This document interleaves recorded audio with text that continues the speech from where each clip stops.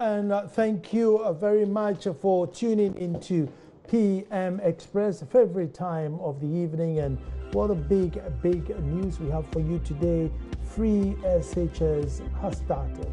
It started a political mantra, one of those things, just promises it will never happen, it will never happen, and indeed it has happened. So if you are going to SHS today, you basically need to pack up your bags and walk into a school of your choice and somehow get in. Though it's come with too many hitches. Those who say I've been posted somewhere, it's too far and there's no boarding facilities there. Those who are saying I did not choose this school but I've been sent there, and it's just too many. And it makes you wonder that, hasn't Ghana gotten to a stage where you can just write an exam, choose a school and just go there without it being any problem? And then there's the other side where people think, well, if it's free, they should pay for my lorry fare. Why should I pay for the lorry fare to go if it's free education? If I pay for the lorry fare, then it's not free. So we get all these in the mix. And then we're listening to some parents who are saying, well, I went to the school since 8 a.m. I haven't been able to, register my ward, so I need to sleep in the school. Then you find a dormitory. You think, should it be that complicated? So we all agree that yes, free education is good. Give the opportunity, and if you are in my position, I'm telling you, I haven't had any phone calls or people saying, send me some money. So, for us, for that alone, we are in great support. And I'm sure there are a great many of you who haven't received any phone calls this, season where people are calling because they needed to pay their school fees. It's real. It is very real, where people aren't able to further the education because you can afford it. We're hoping that people who are pitching and hustling for PK and shoelaces round traffic lights, all the excuse to say my father could not further my education, my mother is dead, I could not continue after JSS. It should reduce now. All you have to do is study, pass, and you find a place to go. But the chaos and the confusion, is there any justification for that? I know there are hitches to everything you start, but couldn't they have preempted some of these things? My name is Nana Sakwa, the fourth chief of the famous Little Republic of Akwamodu, and your favorite TV show host. When I come back, I'm talking to a man who understands education. Don't go.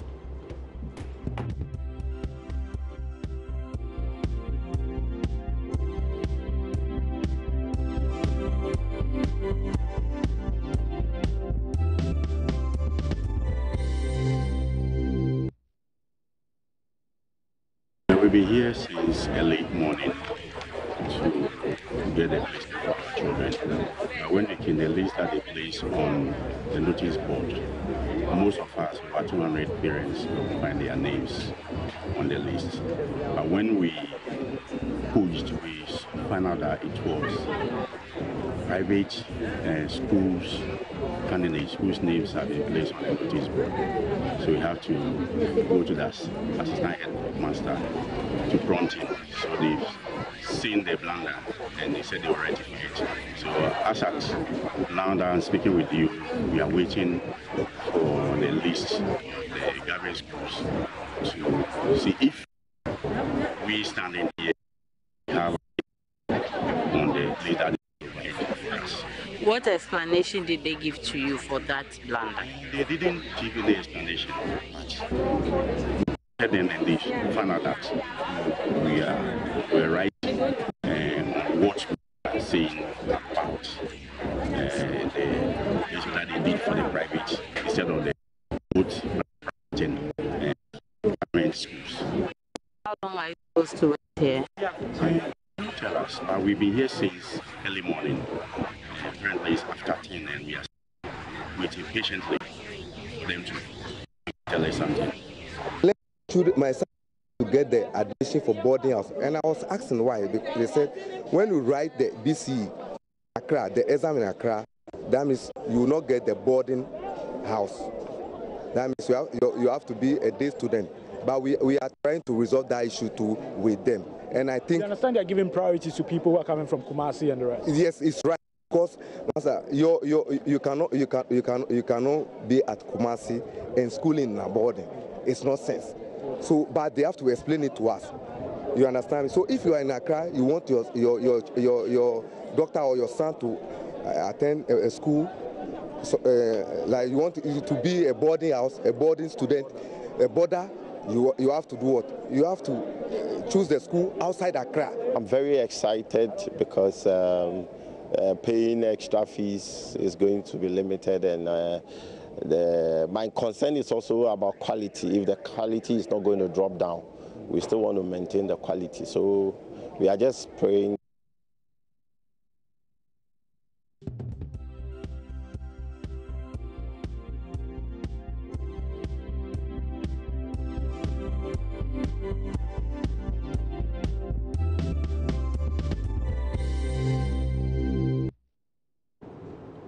Well, thank you very much for staying with me. In studio is Mr. Michael Nsoa, former Director of Education, sat right next to me. Mr. Nsoa, you're welcome. Thank you, Nana. And then we have in studio Dr. Prezama, an education consultant. Doc, you're welcome. Thank you, Nana. Doc, let me start with you. I'm sure you've been monitoring the airwaves, so your first impressions or preliminary comments on the whole preparation and free education. Thank you very much, and good evening to your cherished listeners. I think that generally it's gone on well. There has been some, to a large extent, some publicity on the program. Several press statements released have been issued trying to or attempting to explain to parents what issues are, where to get their placement, those who have not been placed, and to try to allay the fears of parents that, for example, those who could not get placed within a specified period, to be assured that regardless of that, they will still be placed. So there has been quite enormous publicity, and people are generally aware and expectant of the implementation. Of course, some few challenges that. Some few glitches. Let me put the same question to Mr. Nsoa. Oh, Nana, so far, I would say so far so good. Because this is a human institution, and you don't expect everything to work perfectly. Besides, the timing maybe was not convenient for parents because over the last week, headmasters were in a conference. They arrived over the weekend and they need to sort out certain things. I heard some people say, oh, we've been here and maybe they cannot issue prospectus and so on and so forth. Yes, maybe they arrived very late and they couldn't do that. But the assurance is that once your name is there, you have nothing to fear, because the number that was given to the center is the same number that they expect the school to admit. Therefore, once you have got the admission letter, you have no fear. You don't have to rush. There's a lot of panic in the system. Yeah, there's panicking because, I think people have the mentality that, oh, if I don't hurry up or if I don't force to get registered, maybe my place will be given to somebody else. And, for this exercise, your name, everything is already there in the system. And once the headmaster says, yes, I've admitted child A, it's registered at the center. So, and the center will compare the list. So I don't think people should be rushing. If you go to the school, unless of course you travel from far away and then you want to get it done, but otherwise you don't have to rush. We have up to the end of the month to do that. Yeah, but I can understand, like I said, it's a question of trust. Hey, if I don't do it quickly, my place will be given to somebody, but that is not true. It can never happen in this system. There's been so much issues of, look, I live in Kumasi, I've been posted to Accra as a boarder, I live in Volta region, I've been bolted to somewhere in the Ashanti region, and my ward is going to be a day student, and so what's happening there? You see, the question or the issue of who becomes a boarder and who becomes a day student rests with the school authorities. Looking at their facilities, what they do is, of course, by convention, it's only fair to say that students who have been admitted and who don't come from the within the vicinity of the school will have to be accommodated first before you look at if there are still room for you consider. But those who come from the, like in Accra, you live in Accra, why do you want to be a border when somebody has gained admission but he's coming from Tamale or Kumasi or somewhere? I mean, it's only, that is the criteria that is used to. And many of the heads do it perfectly, and there's no problem, because you need to understand that the head cannot admit you over somebody who has come from outside Accra. Doctor, I mean, I know everybody is grading this thing high and everything, but I mean, in 2017, Ghana is one of the colonies that really started school early. I mean, from the castles, coming, thanks to Mr. Sowa who educated me, that even the castle had schools. So in 2017, can there not just be a system where my ward writes an exam, chooses, Ajina, secondary technical, and on that day just goes to school without the chaos, the panic, the he said, she said, the system slow, panic? But why? I mean, haven't we gone to school enough to, by now, relax the issue? Well, I think that generally it has to do with our bureaucratic system that we have. But largely, and in respect specific to this particular situation or policy implementation, there has been swift action, because until recently, I mean last year and the years past, a student would go to school somewhere in November, December. The results are released late. I think the government intervention and policy intention was largely to ensure that, because we have complained, many of us in the policy analysis and educational consultancy space have raised concerns that we cannot allow the student to stay home for all this while and the attempt to compensate that problem by extending, for example, secondary education by 4 years. And so in an attempt to do that, there has been swift action in ensuring that the students get to school on time, and for which reason there's a bit of rush, because you want to make sure that they go to school or they get placed by September 11th, contrary to the status quo, the original arrangement that we have. So that could be a factor. The other issue has to do, as I said, is the system that we are operating. You write an exams, unlike the other advanced systems. Ours is different. You write exams, it takes 2-3 months for the result to be released, and then it goes to the computer placement system.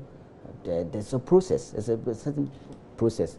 The schools don't have the autonomy to do admission on their own. It has to come from the central government. So I am sure that as we engage in this discussion, we'll be heading towards a time where some schools may even have autonomy to do admission on their own, and especially when we head or point towards the concept of devolution of education at the district level, where maybe some powers will be given to them. We may be heading towards that, but at the moment, that's the system we are working with. And what we need to do is to improve the system.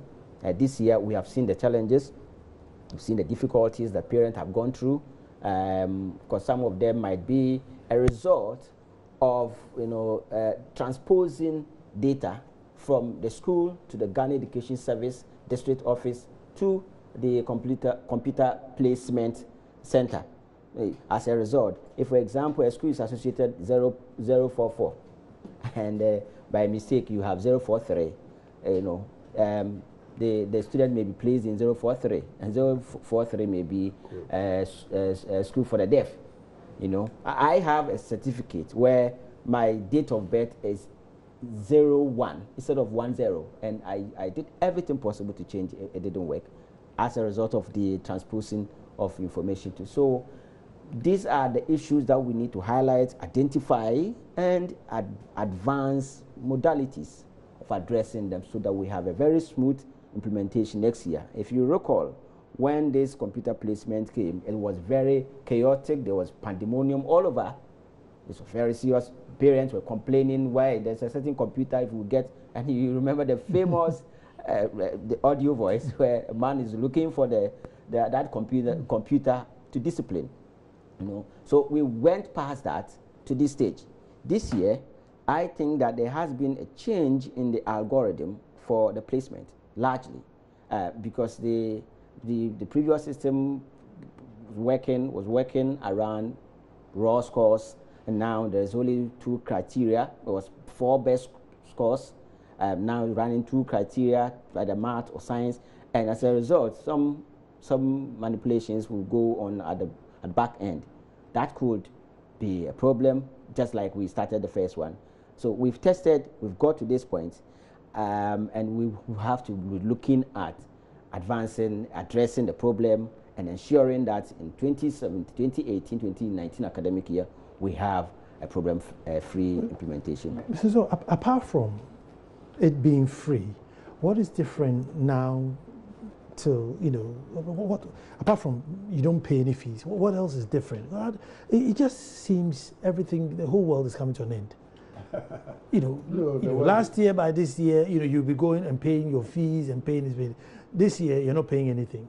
So, and then what else? That is the difference, because where people were struggling to find money even to go and pay, you go, you collect all these items, and they tell you, yes, that's it, go away. And people will be standing there, why should I go away? Nothing. Are you sure it's free? That's why all the education that have gone on that from this year, those who are entering the secondary schools are going to have it free. People are shocked. They didn't believe this will happen. I mean, so, but can the school levy, let's say, look, we are charging you 100 cedis before you come in because we need to build a wall or, you know, get a secure gate? PTAs, which is an association of adults, parents, and teachers, they can decide what they want to do to help a school. But they should not send the child away because the parent has not paid his or her contribution. Because by convention, children don't work, so they cannot contribute to any association. So if parents have decided, let parents find means of collecting that money. And then, when they have done it, so it is not the responsibility of the school to be collecting that money on behalf of the school. And therefore, if a child, parents have not been, are unable to pay, the child is sometimes sent out of the classroom, which is against the rules of free education. Let me take a quick break and come here and find, when we'll come back, one thing I want to put to Mrs. O is that, so anybody going to school, are we saying that the school has no right or can't say, listen, we have to pay 30%, the 30 cedis in contribution to something, or 20 cedis in contribution to something? Is it just literally, you know, you leave your ward and go home? We're coming straight back. The WIC released some results on Friday, okay, and all those things have been placed. So I want to use this medium to encourage parents to go and check their placement. It came in, and on Saturday, Sunday, we were working on it to make sure those students could be placed, and they've been placed. This computer doesn't post anybody to voter region. The child selected the school. And I can understand that the parents are now reassessing to see that maybe the child selected that, and the parents, so they didn't know. Parents are putting brakes on and say, hey, wait a minute, we don't want you to vote our region. They should go to their regional office of education. Okay. They will be able to talk to them and see what they can do, especially when the parent is saying, bring him to a school closer to me. I don't think it's a bad thing. The thing is this, if she was sent to a day school in voter region, and there's no boarding facility, then we have to take a look at it. Okay. On the other hand, if there's a boarding facility, there's a reason why the boarding is there. Okay. So this is how the GES, this is how the ministry is dealing with those issues. Case by case basis. Okay. Where you have a extreme situation where even though the student may have made a mistake, and now he's posted from Accra to a day school in Kumasi. Yeah, we are working through those kind of issues. Okay. But we are not doing a wholesale transfer. No. If there's a boarding facility, you selected the school, you go there, because it will be chaotic to see everybody saying, hey, I want this school, and somebody may say that because he got her third choice, right? And he wants to come back to the second or first choice. So it's not possible under the circumstances. What we are telling schools is that there's something around the world called intervention, response to intervention. In schools around the world, that you get a student who is not doing well, the school must have an RTI program where you select students who are struggling and are not doing well. You provide them support.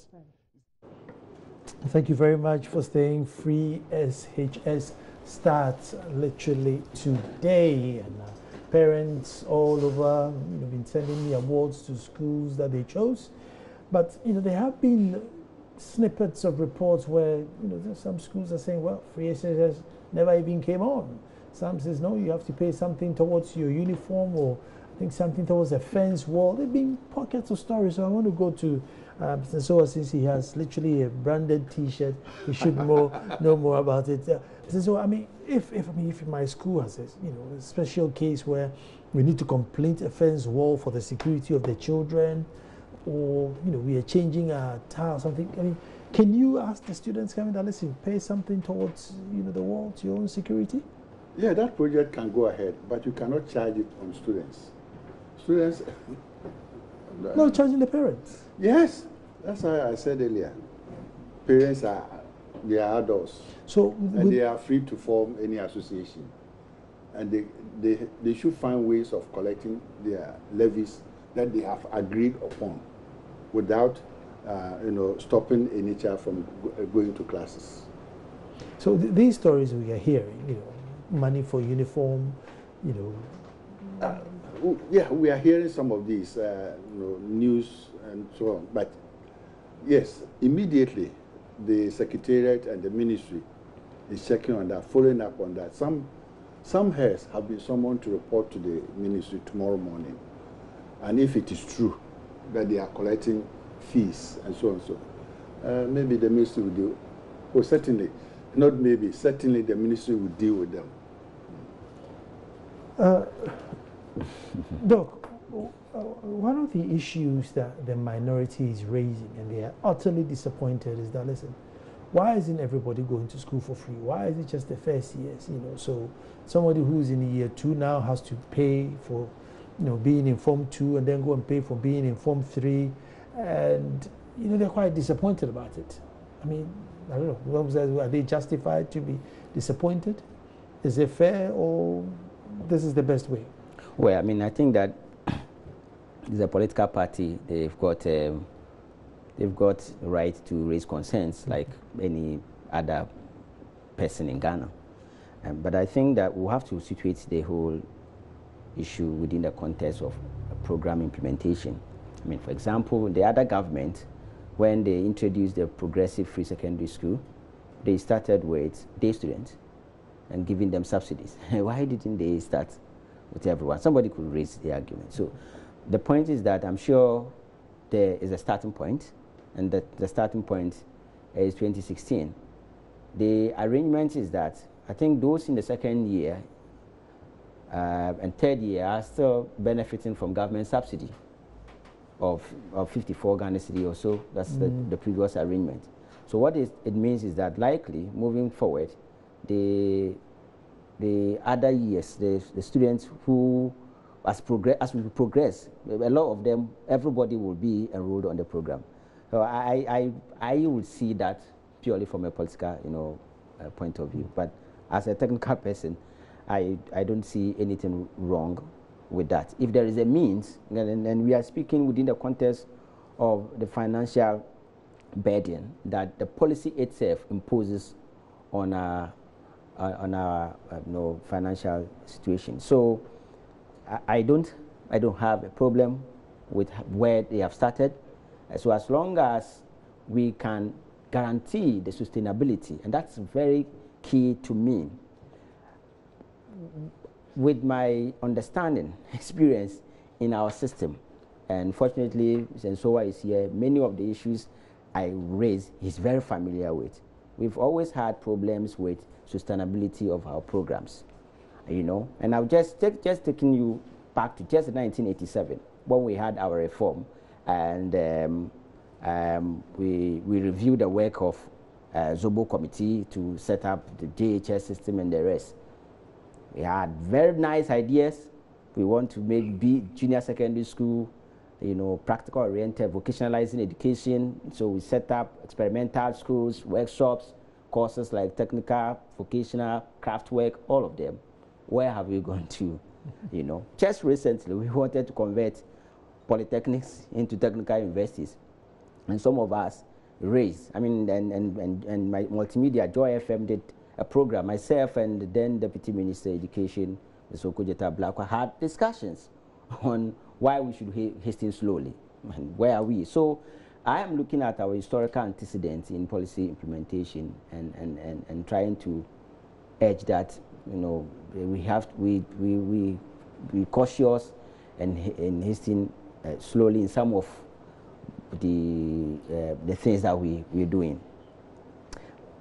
If you take the secondary school system, one of the fundamental support structure for our secondary school system is the contribution of parents and especially all students. So if you're looking at the financial streams, some schools are well endowed, not because they've got facilities. They are well endowed because they've got people from relatively affluent backgrounds who are all students. They make significant contribution to the secondary schools. And so we have to be discussing around the current policy. We have to try and locate the contribution of these interest groups in supporting the quality input. And that's why the issue of quality concerns come in. Because once we, for example, devote 480 million or so to our program, then we still have to look for money to provide quality facilities, which government has already demonstrated commitment in doing that. But the other stakeholders like parent teachers, both students, all of them make contributions to support them. And so it will be an area that we would have to be looking at in terms of going forward. And I also think that somewhere along the line, as we go forward, we might be looking at granting some of our secondary schools an independent status, like what we have in the countries that we have been trying to model our system. Okay. The minority held a press conference on this issue, so we'll just listen to some of what they said, and then I'll come back to Mr. Sowa to respond to it. I have it here. Instances of students being placed in special schools, including the now famous case of Belinda Krama, who was placed at the Mampo Akwapim School for the deaf.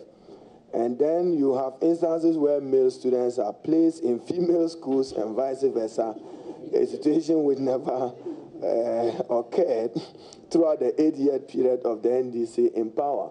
So it means that the placement system is fraught with problems and difficulties that is further increasing the frustration of students and parents. We are concerned, and we are asking for urgent steps by the Ministry of Education to make sure that they end the frustration of the parents and students as soon as practicably. The penchant by this MPP administration to replace experienced and public servants with their family members and friends, sometimes with doubtful credentials and expertise, probably may have contributed to this spectacle. The minority at this juncture would like to reiterate its sympathy with the thousands of distressed Ghanaian parents, guardians, and students who have been made to bear the brunt of the MPP's incompetence. So I repeat it for the record of the media.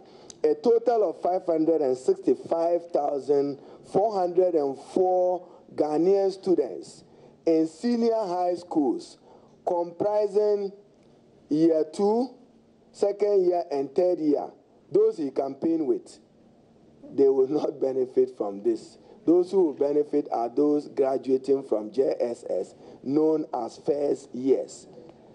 If this is not a grand deception, tell me what is.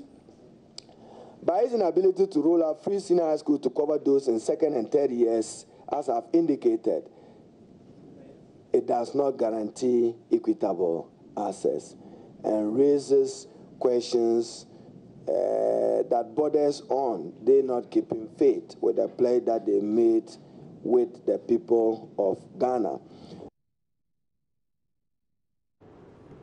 Some of those concerns, I won't even repeat them, go straight to Mr. Nsoa. Nana, I'm surprised that the minority made this press conference hurriedly just to throw dust into the eyes of Ghanaian public. I mean, everything they said, I don't want to use the all pure lies. Because I have the paper here. They said, our superior model. What superior model are they talking about? When they gave scholarships to day students and not to boarders, they shared the cost. NDC shared the cost with parents. The government took 1/3 and gave 2/3. If you want free, you say progressively free.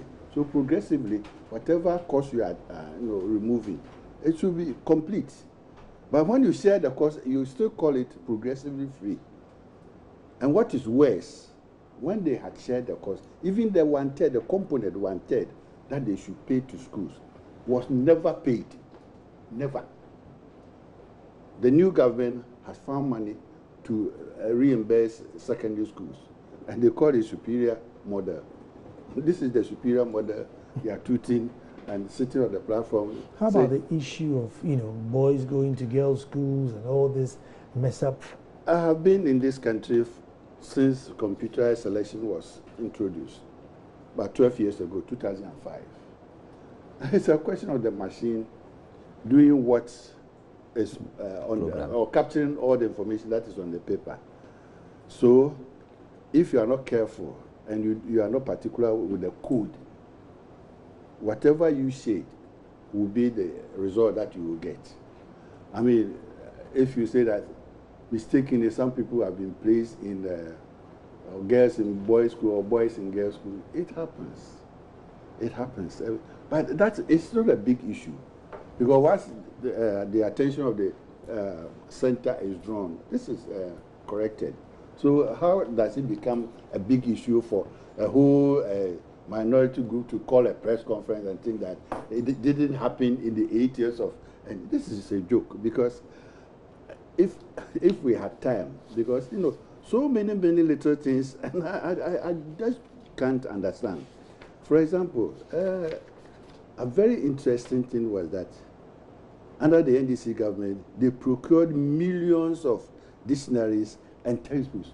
In this country, everybody knows that until 2005, or in 2005, that was when a major decision was taken, and the government procured books for basic schools in 8 subjects for all children in both public and private.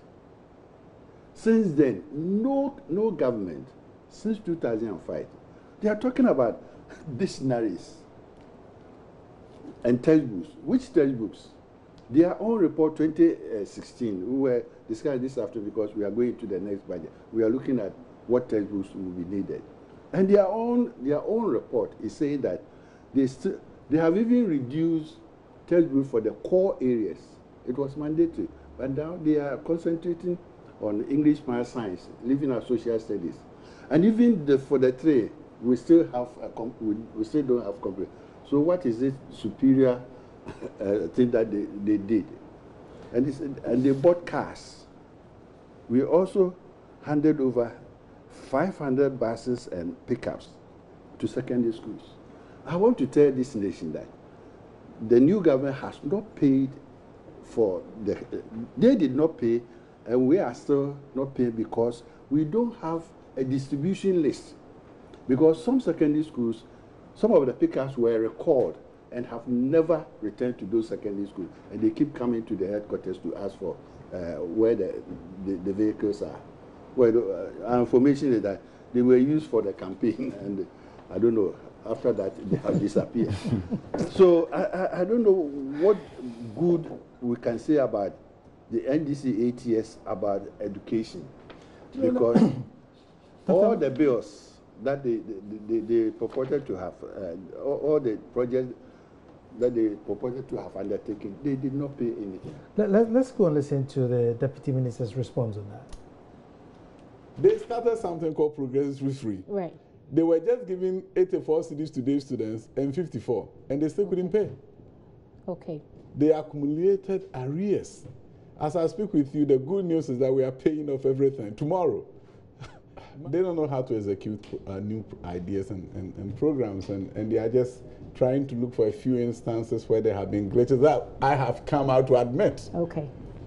Monday, when we had over 400,000 parents trying to log on into our system, of course, the system was overwhelmed. We immediately went to NITA. NITA took over the server of our system, placed it on a virtual server with unlimited capacity so everybody can log in. And that is how we executed Tuesday going forward and got hundreds of thousands of people to go into the system and print their registration documents. So yes, we realized that the first day was challenging. The second day was now parents are being able to print their registration.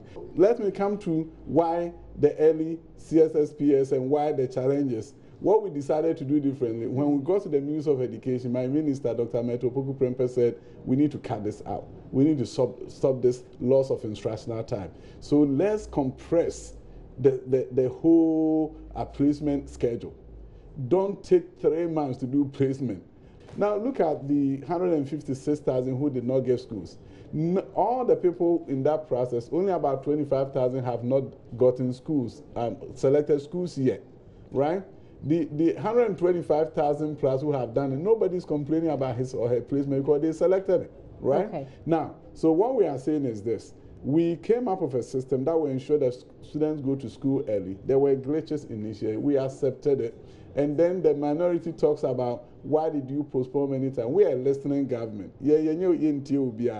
So what we decided to do was, you know what? Let's move forward. We're not going to put any impediment in your way. I keep hearing where we get to the money from.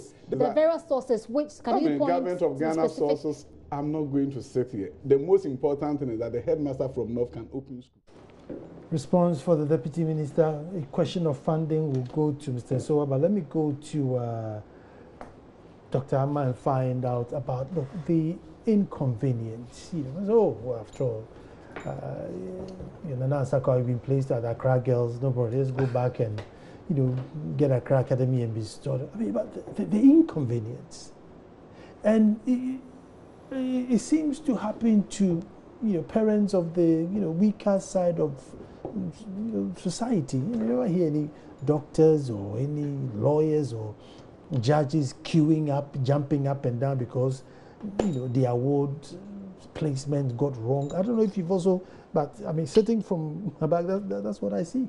Well, I think that largely it cuts across. I was at the ministry today, so large number of people trying to sort out their issues, and there are about 3 people that I knew who were very prominent people in society, and doctors and the rest, and their kids were affected. So I think that it cuts across, but largely, as we've discussed, throughout our discussion today, it has to do with finding a better way of addressing our problem.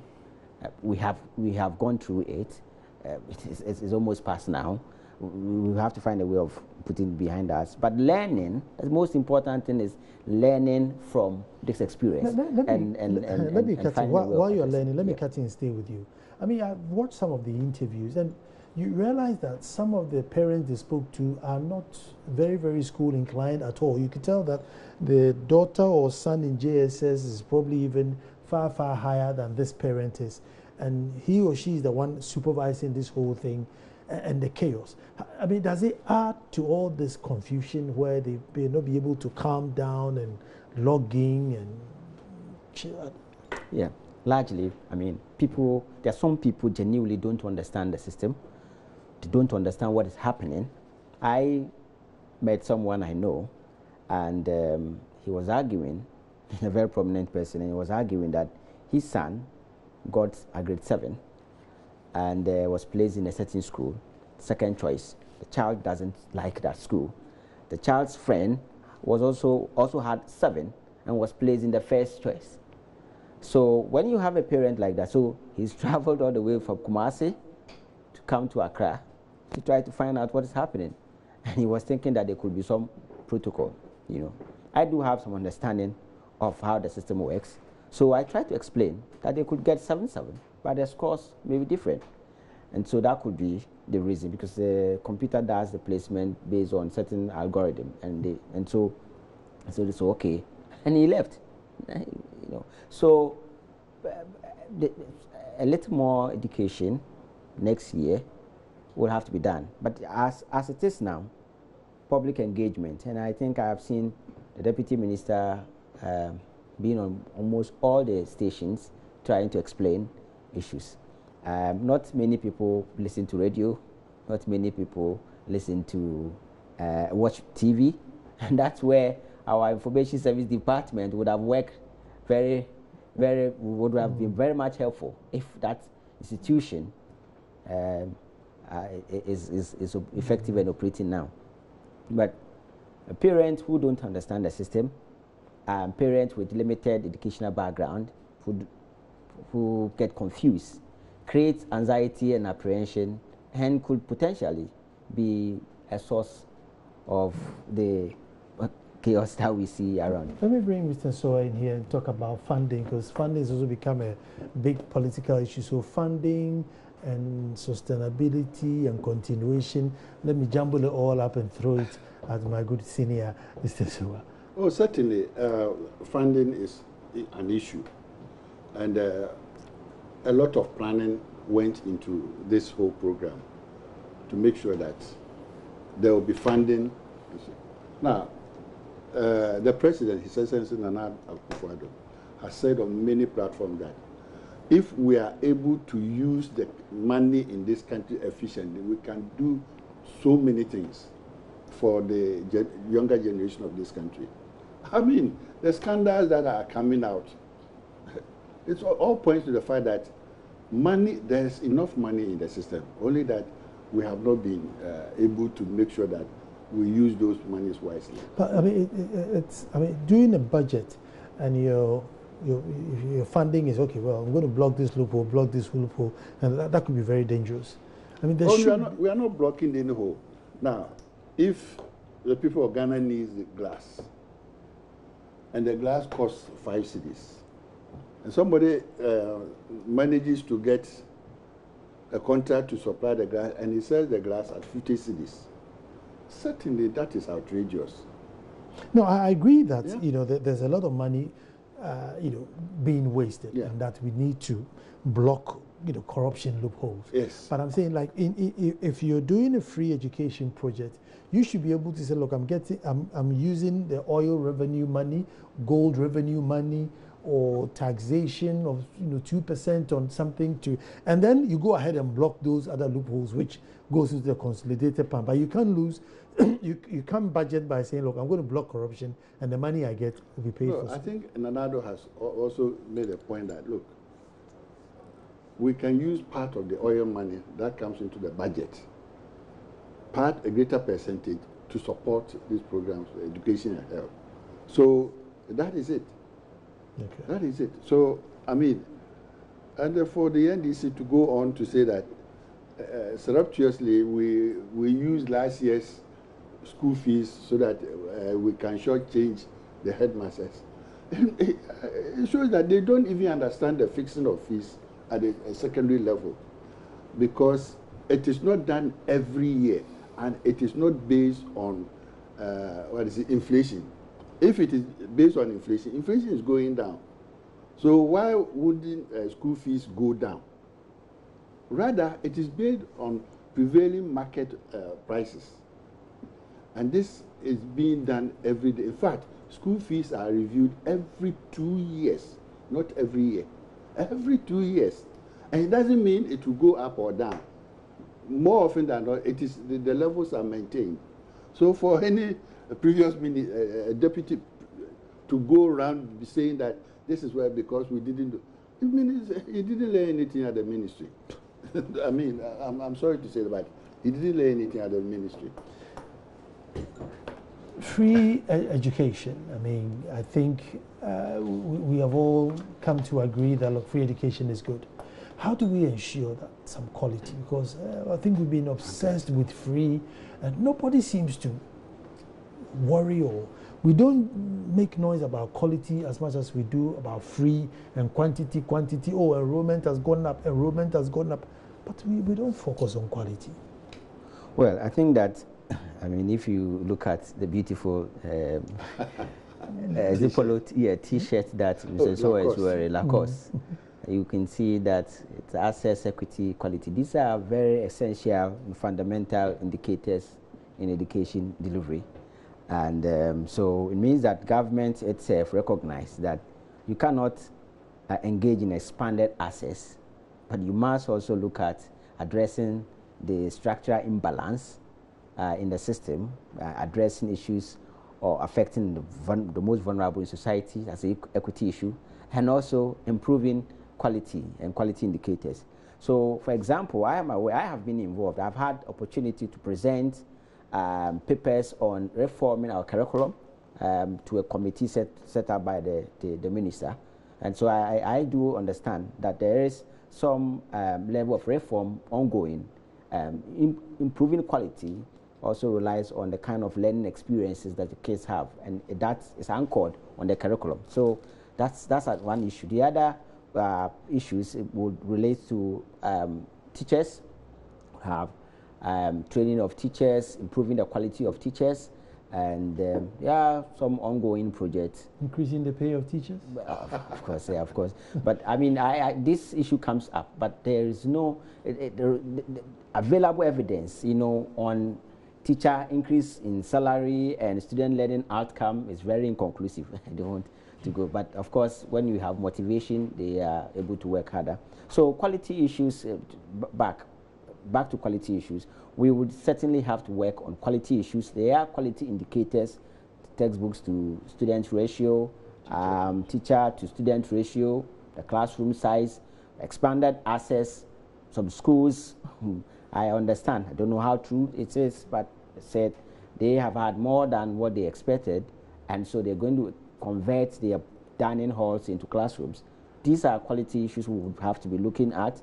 And so some of us have raised, and I know many other people have also raised, the fact that, and it's very important, the fact that that has been recognized on the logo means that there is some commitment there to deal with, and we need to deal with. But one fundamental issue that I think we would also have to look at is the fact that if we are not careful, if we have more people going into boarding houses, and that's certainly going to affect us a lot, because if you take the budget component of the fees component, the boarding fees and the feeding for those boarders, about 460 Ghana cedi or so, it's very huge there. So when you have boarding is free now, day student is free now, and you have parents who want their children to enjoy boarding facility, you would likely be seeing more people going to the boarding houses.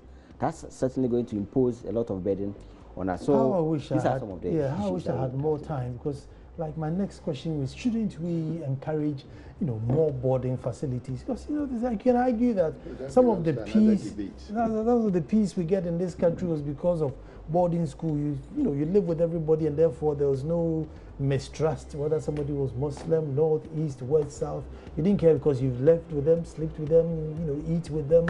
And it brings up some peace. So, find some money and introduce more boarding. But that's another debate, as Mr. Soa said. So, as education, it's an ongoing story. We'll come back in here. But thank you very much, gentlemen. It's free education. Let nobody take any money from you. If your ward has been accepted, your ward goes to the school. Tomorrow we'll be back to do this all over again. Thank you.